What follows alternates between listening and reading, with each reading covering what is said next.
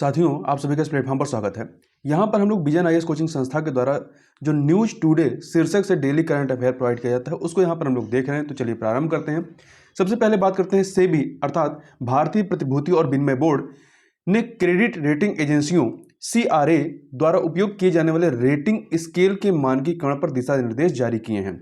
अब क्या जारी किए हैं इसको देखते हैं। तो सबसे पहले बात करते हैं क्रेडिट रेटिंग होती क्या है या क्रेडिट रेटिंग एजेंसियां क्या होती हैं। तो क्रेडिट रेटिंग एजेंसियां जो होती हैं ये क्रेडिट रेटिंग प्रदान करने वाली कंपनियां होती हैं। ये किसी कर्जदार के समय पर ब्याज भुगतान के साथ ऋण चुकाने की क्षमता या डिफॉल्ट होने की आशंका का आकलन करती हैं।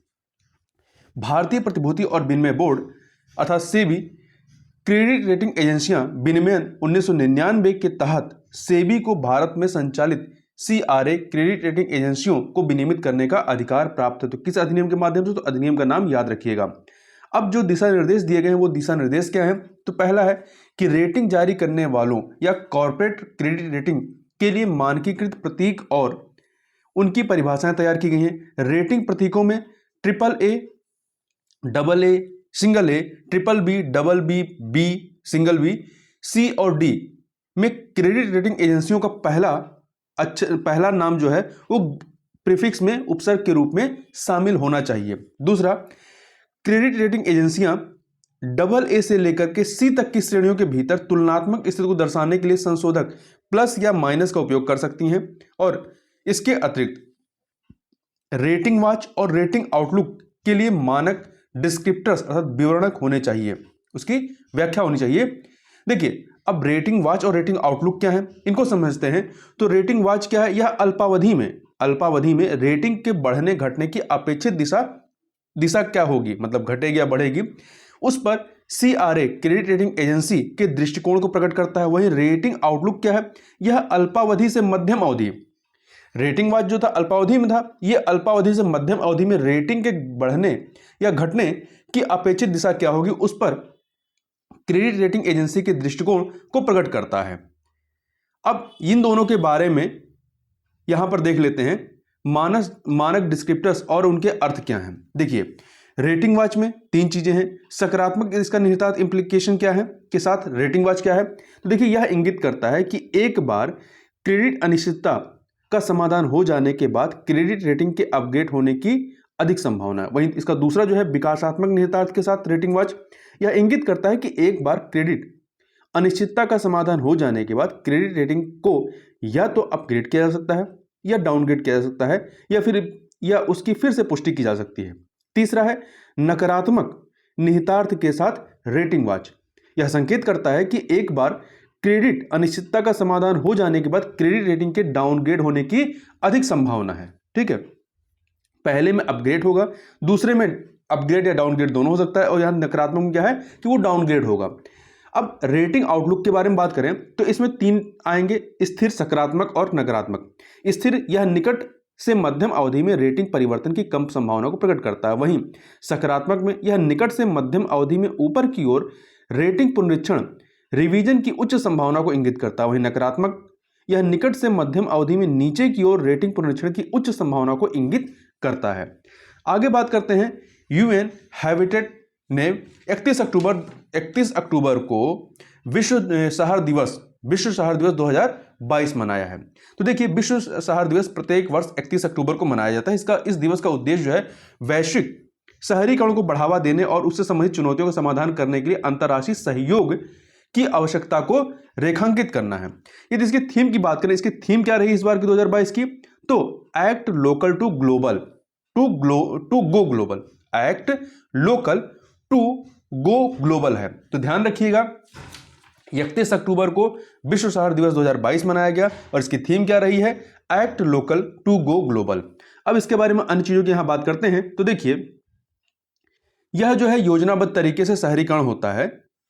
यह जो हम यहां पे वैश्विक शहरीकरण की बात कर रहे हैं, तो यह देखिए योजनाबद्ध तरीके से शहरीकरण होता है तथा अच्छी तरह से उसका प्रबंधन किया जाता है। तो यह आर्थिक समृद्धि और गरीबी उन्मूलन के साथ साथ संधारणता में भी योगदान देता है। इसके अलावा यह उत्सर्जन पर अंकुश लगा करके जलवायु परिवर्तन शमन में भी मदद करता है यदि योजनाबद्ध तरीके से शहरीकरण किया जाएगा तो। देखिए, दूसरी ओर अनियोजित शहरी विकास की कई समस्याएं होती हैं, उसकी कई समस्याएं जन्म देती हैं, जैसे कि मलिन बस्तियों का प्रसार होना, प्रदूषण में वृद्धि का होना, वहनीय आवास में आवास की कमी।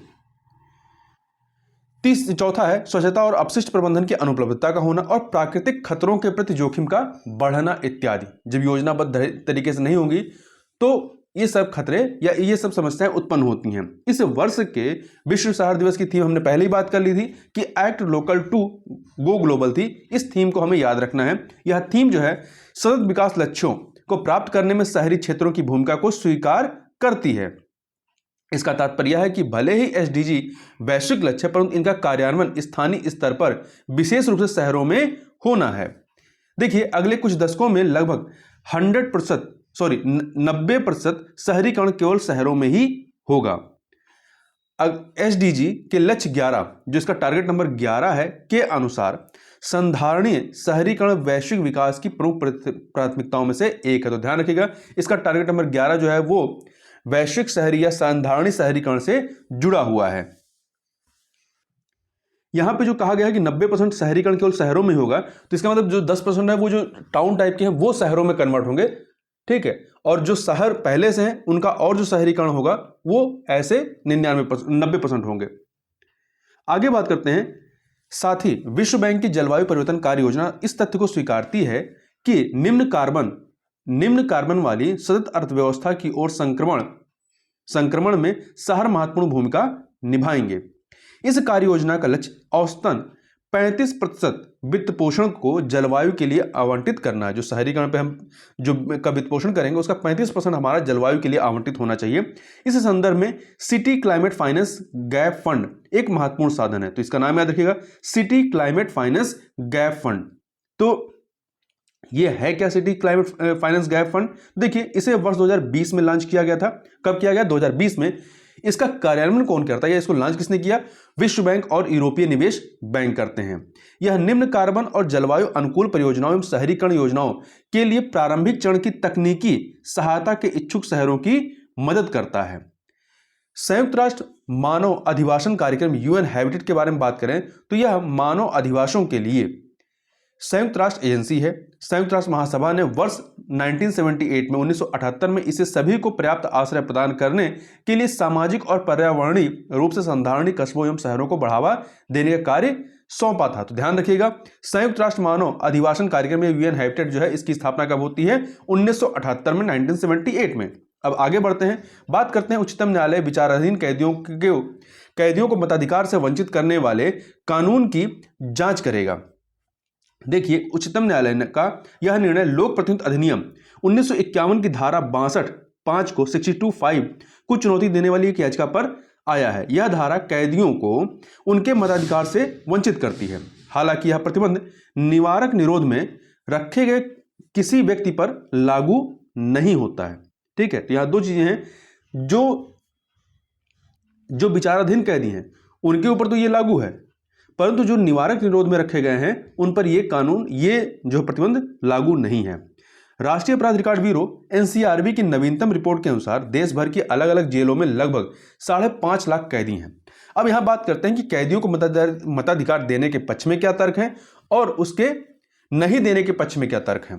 तो पहला देखिए, लोक प्रतिनिधित्व अधिनियम जो कैदियों को मताधिकार ये कहता है कि कैदियों को मताधिकार देना चाहिए, उसके पक्ष में जो तर्क है उसमें पहला है कि लोक प्रतिनिधित्व अधिनियम 1951 की धारा 62(5) अपनी व्यापकता के कारण भेदभावपूर्ण है। ऐसा इसलिए क्योंकि यह धारा जेलों में बंद कैदियों सहित पुलिस कस्टडी में रह रहे लोगों को भी मताधिकार से वंचित करती है। दूसरी बात, एक और जहां सिद्ध दोष व्यक्ति को जिसको जो है दोषी ठहरा दिया गया है, सिद्ध दोष हो, उसका दोष सिद्ध हो चुका है, ऐसे व्यक्ति को जमानत होने पर मतदान करने की अनुमति दी जाती है। वहीं जेल में बंद विचाराधीन कैदियों को इसकी अनुमति नहीं है, यह अनुचित है। वहीं यह भी कहा जा सकता है कि यदि आप विचाराधीन हो तो आपके चुनाव लड़ने पर रोक नहीं होती, परंतु मताधिकार पर आपके रोक लग जा रही है। मताधिकार लोकतंत्र की आधारशिला है, इसलिए यह मताधिकार इन्हें प्रदान किया जाना चाहिए। आगे बात करते हैं कैदियों को मताधिकार नहीं देने के पक्ष में जो तर्क दिए जा रहे हैं। अनुकूल चंद प्रधान बनाम भारत संघ 1997 का जो मामला था, इसमें कहा गया, न्यायालय ने धारा 62(5) की संवैधानिकता को वैधता, संवैधानिक वैधता को निम्नलिखित कारकों से बरकरार रखा था। किन कारकों से? पहला इसमें था कि मतदान का अधिकार जो है संविधान के अनुच्छेद 14, जिसमें समता की बात की गई है, आर्टिकल 14 में समता की बात की गई है, तो अनुच्छेद 14 के अनुसार प्रदान नहीं किया गया है। दूसरी बात, मताधिकार को विधायिका सीमित कर सकती है। तीसरी बात, इससे राजनीति के अपराधीकरण से बचने और चुनावी पारदर्शिता सुनिश्चित करने में मदद मिलती है। इन कारणों से जो है न्यायालय ने इसको बरकरार रखा था 62(5) को। इसके अतिरिक्त एक तर्क दिया जाता है कि संसाधनों पर दबाव बढ़े, क्योंकि इसकी अनुमति देने के लिए सुरक्षा की बेहतर व्यवस्था करनी होगी। अब आगे बढ़ते हैं। नासा के earth surface mineral dust source investigation, ये शॉर्ट में हम लोग कहते हैं EMIT, earth surface mineral dust source investigation, ने मीथेन सुपर एमिटर्स की पहचान की है। अब इसके बारे में बात करते हैं। देखिए, earth surface mineral dust source investigation mission ने मध्य एशिया, पश्चिम एशिया और दक्षिण पश्चिमी संयुक्त राज्य अमेरिका में मीथेन गैस के 50 से अधिक सुपर एमिटर्स की पहचान करने में मदद की है। अब ये सुपर एमिटर्स क्या हैं? तो देखिए, सुपर एमिटर्स ऐसे केंद्र, उपकरण और अन्य अवशेषणाएं हैं जिनकी मीथेन उत्सर्जन दर बहुत अधिक है। ये केंद्र आदि आमतौर पर जीवाश्म ईंधन, अपशिष्ट या कृषि क्षेत्रकों से संबंधित हैं। सुपर एमिटर्स का पता लगाने से मीथेन रिसाव वाली जगहों की सटीक पहचान करने में मदद मिलेगी। इससे मीथेन उत्सर्जन की समस्या से शीघ्र निपटने के तरीकों का निर्धारण किया जा सकता है। यह इसलिए आवश्यक है क्योंकि वैश्विक ताप वृद्धि को सीमित करने के लिए मीथेन उत्सर्जन को कम करना बहुत जरूरी है। और इसके अतिरिक्त देखिए, कार्बन डाइऑक्साइड के बाद मीथेन ऐसी दूसरी ग्रीन हाउस गैस है जिसका सर्वाधिक मानव जनित उत्सर्जन होता है। 20 वर्षों की अवधि में इसकी ताप वृद्धि क्षमता कार्बन डाइऑक्साइड की तुलना में 80 गुना अधिक होती है। वर्तमान में लगभग 30% वैश्विक ताप वृद्धि के लिए, ग्लोबल वार्मिंग के लिए मीथेन को जिम्मेदार ठहराया जा सकता है। देखिए, इसके अतिरिक्त कृषि गतिविधियां जो है वो मीथेन उत्सर्जन का प्रमुख स्रोत है। अभी न्यूजीलैंड में एक वहां पर उन्होंने एक्ट लेकर के आया था कि जो भी जानवर पाल रहे हैं या गाय पाल रहे हैं, यदि उनकी गाय डकार लेंगी तो उस पर टैक्स लगेगा, जिसका वहां के जो पशुपालक है काफी विरोध कर रहे थे। आगे देखते हैं। हाल ही में, चूंकि जो गाय डकार लेती है उसमें क्या होती है, मीथेन उत्सर्जित होता है। हाल ही में अंतर्राष्ट्रीय मीथेन उत्सर्जन वेधशाला IMEO ने एक रिपोर्ट जारी की है। इस रिपोर्ट के अनुसार मीथेन उत्सर्जन में कटौती कम समय में जलवायु परिवर्तन से निपटने का सबसे तेज तरीका है। ऐसा इसलिए क्योंकि कार्बन डाइऑक्साइड की तुलना में मीथेन बहुत कम वर्षों तक वायुमंडल में बनी रहती है। इसकी वायुमंडल में रहने की जो लाइफ है वो कार्बन डाइऑक्साइड की तुलना में कम होती है। यदि इसके उत्सर्जन पर हम रोक लगा लेते हैं, परंतु इसकी जो तापमान वृद्धि की क्षमता होती है वो कार्बन डाइऑक्साइड से अधिक होती है। तो यदि इस पर हम रोक लगा लेते हैं तो हम जो ग्लोबल वार्मिंग की समस्या है उसको काफी हद तक कम कर सकते हैं। देखिए, अंतरराष्ट्रीय मीथेन उत्सर्जन वेधशाला की बात करें, इसको वर्ष 2021 में लॉन्च किया गया था, ध्यान रखिएगा।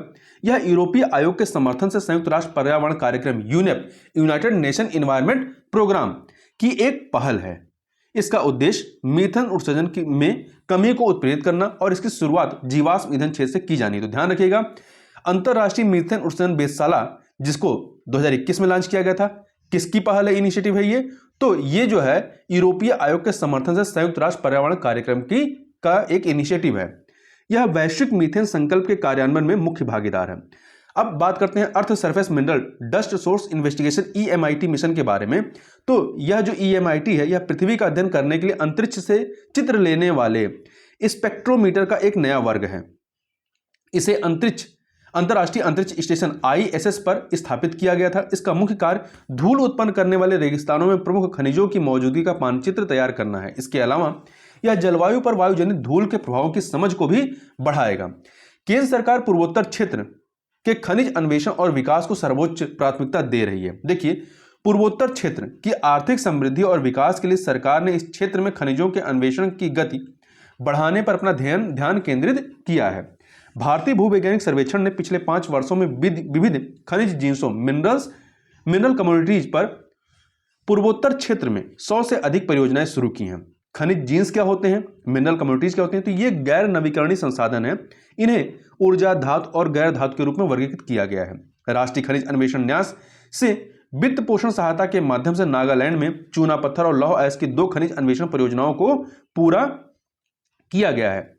पूर्वोत्तर क्षेत्र के तहत 8 राज्य आते हैं। यह अलग अलग भू आकृतियों और भूवैज्ञानिक संरचना प्री कैम्ब्रियन से लेकर आधुनिक युग तक वाला क्षेत्र है। पूर्वोत्तर क्षेत्र में पाए जाने वाले प्रमुख खनिजों में चूना पत्थर, कोयला, प्राकृतिक गैस, कच्चा तेल, यूरेनियम, वेनेडियम, प्लेटिनम समूह तत्व पीजीई, प्लेटिनम समूह तत्व को शॉर्ट में पीजीई कहते हैं, मोलिब्डेनम आदि शामिल हैं।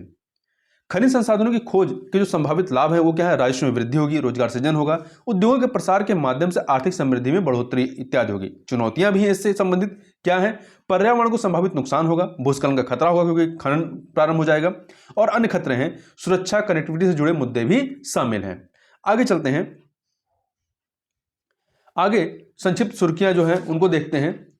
तो इसमें पहला है आपका ब्लैक सी ग्रेन इनिशिएटिव। ध्यान रखिएगा BSGI क्या है, इससे प्रश्न बन सकते हैं ब्लैक सी ग्रेन इनिशिएटिव से। तो देखिए, रूस के ब्लैक सी ग्रेन इनिशिएटिव से हटने के बाद वैश्विक स्तर पर गेहूं की कीमतों में वृद्धि दर्ज की गई है। BSGI की शुरुआत जो है रूस, तुर्की, यूक्रेन और संयुक्त राष्ट्र ने की थी। ध्यान रखिए कौन कौन? रूस, तुर्की, यूक्रेन और संयुक्त राष्ट्र ने की थी। इसे यूक्रेन से विश्व में महत्वपूर्ण खाद्य और उर्वरक निर्यात को फिर से शुरू करने के लिए लॉन्च किया गया था। रूस यूक्रेन युद्ध के शुरू होने के कारण यूक्रेन में भंडारित अनाज का पोतों के माध्यम से परिवहन संभव नहीं है। ये पोत ना तो सुरक्षित तरीके से यूक्रेन के बंदरगाहों तक जा सकते हैं और ना ही वहां से वापस आ सकते हैं। इस कारण ये भंडार अनाज की वैश्विक आपूर्ति करने में असमर्थ हैं। इस समझौते के अंतर्गत यूक्रेन के 3 प्रमुख बंदरगाहों चोर्नोमोर्स्क, ओडेसा और यूजनी, जिसे पिवडेन्नी के नाम से जानते हैं, से निर्यात की अनुमति दी गई थी। देखिए, इसका प्रमुख उद्देश्य जो रहा है वैश्विक भुखमरी की रोकथाम में योगदान करना, वैश्विक खाद्य असुरक्षा को कम करना और संबोधित करना तथा अनाज एवं खाद्य पदार्थों को पहुंचाने वाले व्यापारिक जहाजों की सुरक्षा सुनिश्चित करना। आगे बात करते हैं, उच्चतम न्यायालय ने 2 फिंगर टेस्ट के उपयोग पर प्रतिबंध लगा दिया है। तो ध्यान रखिएगा, पूछा जाए 2 फिंगर टेस्ट किससे संबंधित है, तो इसको ध्यान रखिएगा किससे संबंधित है, इसकी बात करते हैं। उच्चतम न्यायालय ने बलात्कार मामले में 2 फिंगर टेस्ट को अवैज्ञानिक और फिर से प्रताड़ना देने वाला कहा है तथा इस पर प्रतिबंध लगा दिया। न्यायालय ने कहा कि बलात्कार पीड़िता का यह परीक्षण करने वाला व्यक्ति कदाचार का दोषी माना जाएगा। 2 फिंगर टेस्ट को कॉमर वर्जिनिटी परीक्षण के रूप में भी जाना जाता है। यह परीक्षण महिला जननांग के निरीक्षण के माध्यम से यह निर्धारित करता है कि क्या किसी लड़की या महिला ने लैंगिक रूप से संबंध स्थापित किए हैं अथवा नहीं। तो ये एक तरह का जो पितृसत्तात्मक सोच है वो उसको ही यह परिलक्षित करता है। उच्चतम न्यायालय ने वर्ष 2013 के अपने एक फैसले में कहा था कि बलात्कार पीड़िता का 2 फिंगर टेस्ट किया जाना उसकी निजता के अधिकार का उल्लंघन करता है। साथ ही न्यायालय ने यह कहा था कि इस परीक्षण का कोई वैज्ञानिक आधार भी नहीं है। तात्पर्य यह है कि यह परीक्षण ना तो बलात्कार के आरोपों को साबित करता है और ना ही उसका खंडन करता है। इससे यह भी निष्कर्ष निकाला जा सकता है कि जो महिला पहले से सेक्सुअली एक्टिव है तो क्या उसका बलात्कार नहीं हो सकता। इसके अनुसार यही माना जाता है कि वो उसका बलात्कार नहीं हो सकता है। तो ये एक तरीके की यह पितृसत्तात्मक जो सोच है उसको ही परिलक्षित करता रहा है। आगे बात करते हैं प्रधानमंत्री राष्ट्रीय राहत कोष PMNRF के बारे में। प्रधानमंत्री ने गुजरात में मोरबी पुल दुर्घटना के पीड़ित परिवारों को PMNRF से सहायता राशि प्रदान करने की घोषणा की है। आपसे प्रश्न है, चाहे तो आप कमेंट में बता सकते हैं कि मोरबी जो पुल रहा है वो किस नदी के ऊपर बनाया गया था। प्रधानमंत्री राष्ट्रीय राहत कोष के बारे में बात करें तो इस कोष की स्थापना वर्ष 1948 में 1948 में पाकिस्तान से विस्थापित लोगों की सहायता करने के लिए सार्वजनिक योगदान से की गई थी। इस कोष की धनराशि का इस्तेमाल अब जो है बाढ़, चक्रवात और भूकंप आदि जैसे प्राकृतिक आपदाओं में मारे गए लोगों के परिजनों तथा बड़ी दुर्घटनाओं एवं दंगों के पीड़ितों को तत्काल राहत पहुंचाने के लिए किया जाता है। इसे कोई बजटीय सहायता नहीं मिलती है। इसमें व्यक्तियों, संगठनों, ट्रस्टों, कंपनियों और संस्थानों आदि से स्वैच्छिक योगदान स्वीकार किया जाता है। PMNRF को दी गई दान राशि पूरी तरह से कर मुक्त है। इसे कंपनी अधिनियम 2013 के तहत कॉर्पोरेट सामाजिक जिम्मेदारी के रूप में वर्गीकृत किया गया है।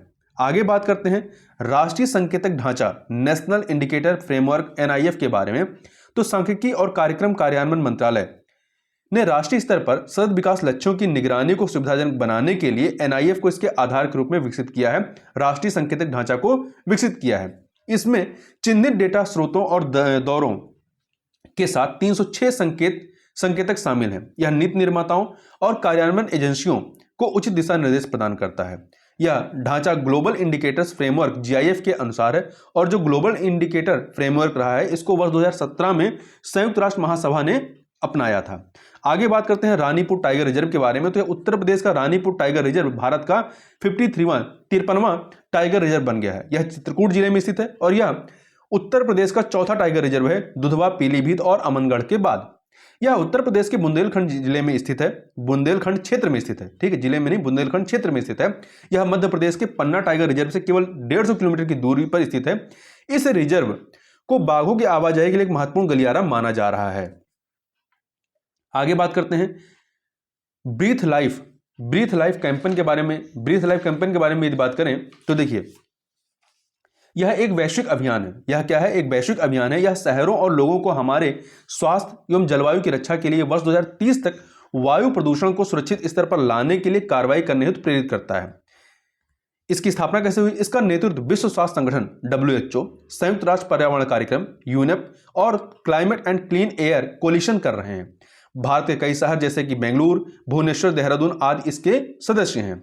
ब्रीथ लाइफ कैंपेन के तहत इस्तेमाल की जाने वाली जो रणनीतियां हैं उनमें शामिल हैं सर्वोत्तम प्रथाओं को साझा करने के लिए शहरों के बीच संपर्क स्थापित करना, मतलब कि यदि किसी शहर में कोई अच्छी चीज अपनाई गई है, कोई प्रथा अपनाई गई है जिससे कि ये वायु प्रदूषण कम किया जा सके, तो उसको दूसरे शहरों से साझा करना, निगरानी बढ़ाना, बढ़ती मांगों के अनुरूप तेजी से समाधान उपलब्ध कराना, लोगों को सशक्त बनाना इत्यादि।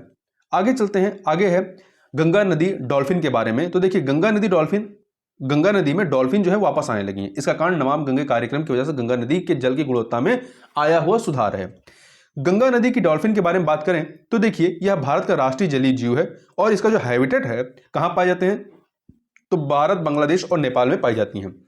विशेषताओं की बात करें इसकी तो यह दृष्टिहीन होती है। इसमें प्रतिध्वनि स्थान निर्धारण, इको लोकेशन की क्षमता होती है। यह क्षमता इसे जल में अपना रास्ता खोजने और शिकार करने में सक्षम बनाती है। संरक्षण की स्थिति की बात करें तो यह वन्यजीव संरक्षण अधिनियम 1972 की अनुसूची 1 के तहत सूचीबद्ध है और आयुष्यन की स्थिति की देखें तो इंडेंजर्ड कैटेगरी के तहत आता है। संकट क्या है? तो प्रत्यक्ष वध, इनको पकड़ के मारा जाता है। बांधों और बैराजों द्वारा पर्यावास विखंडन तथा विवेकहीन जो फिशिंग की जा रही है वो भी एक बहुत बड़ा चिंता का कारण है, इनके संकट का कारण है। तियांगोंग नाम याद रखिएगा, पूछा जा सकता है। तियांगोंग ये है क्या? तो चीन ने तियांगोंग के लिए अंतिम मॉड्यूल को सफलतापूर्वक लॉन्च कर दिया। तियांगोंग वस्तुतः एक अंतरिक्ष स्टेशन है। इसे चीनी मानवयुक्त अंतरिक्ष एजेंसी, मानवयुक्त अंतरिक्ष एजेंसी CMSA जो है वो निम्न भूकक्षा में स्थापित कर रही है। जो वहां की चीनी मानवयुक्त अंतरिक्ष एजेंसी है, जैसे हम लोग की है इसरो है, तो उसने यहां इसको जो है निम्न भूकक्षा में ये स्थापित कर रही है। इसके बारे में और बात करें तो यह नासा के नेतृत्व वाले अंतरराष्ट्रीय अंतरिक्ष स्टेशन के बाद निम्न भूकक्षा में लो अर्थ ऑर्बिट में स्थापित दूसरा स्थायी मानवयुक्त स्टेशन होगा। वर्तमान में चीनी अंतरिक्ष यात्रियों को जो ये अंतरराष्ट्रीय अंतरिक्ष स्टेशन है इससे बाहर रखा गया, क्योंकि अमेरिकी कानून नासा को चीन के साथ अपने डेटा साझा करने पर से प्रतिबंधित करता है। तियांगोंग की बात करें तो यह आकार में जो है अंतरराष्ट्रीय अंतरिक्ष स्टेशन से काफी छोटा और वजन में हल्का होगा। आगे बात करते हैं सस्पेंशन ब्रिज के बारे में। तो हाल ही में गुजरात के मोरबी में एक सस्पेंशन ब्रिज टूट गया है।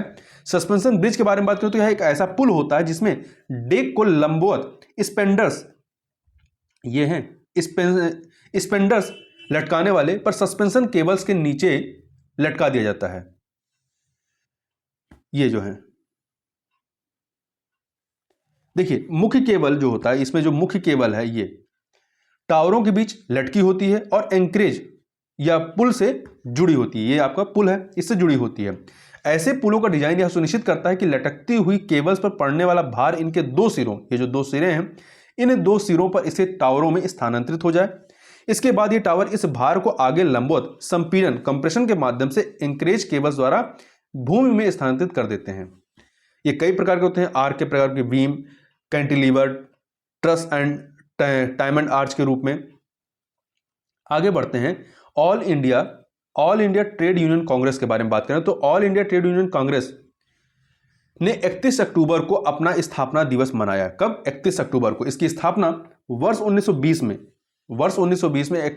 में 31 अक्टूबर 1920 को बॉम्बे तत्कालीन मुंबई में हुई थी, तत्कालीन बॉम्बे वर्तमान का मुंबई में हुई थी। लाला लाजपत राय इसके संस्थापक और प्रथम अध्यक्ष थे। अन्य संस्थापकों में एम.एन. जोशी, दीवान चमन लाल और जोसेफ बटिस्टा आदि शामिल थे। यह भारत का सबसे पुराना ट्रेड यूनियन फेडरेशन रहा है। यह वर्ष 1921 से अंतर्राष्ट्रीय श्रम संगठन ILO में भारतीय श्रमिकों का प्रतिनिधि रहा है। यह वर्ष 1929 में 1929 में इसका विभाजन हो जाता है। तब बीबी गिरी ने भारतीय राष्ट्रीय ट्रेड यूनियन फेडरेशन का गठन किया था। हालांकि वर्ष 1939 में 1939 में इसका फिर से एकीकरण हो जाता है।